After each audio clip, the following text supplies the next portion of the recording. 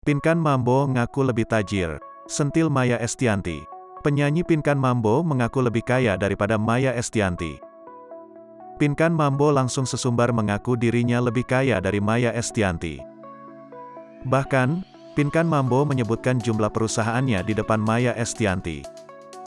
Walau nama Pinkan Mambo sempat meredup, kini memang ia kerap tampil di beberapa acara televisi dan podcast artis. Pelantun lagu kasmaran kini malah sering memamerkan hartanya.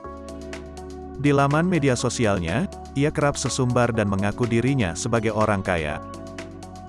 Hal tersebut juga dikatakannya pada saat diundang oleh Boy William untuk mengisi konten YouTube-nya.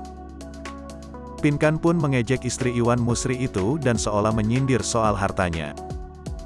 Iya, kalau Maya kan suaminya yang kaya, kalau aku yang pengusaha, ujar Pinkan Mambo. Mendengar hal tersebut Maya pun tak terlalu menanggapi omongan dari Pinkan. Iyain aja deh, kan aku sudah sabar dari dulu, ujar Maya.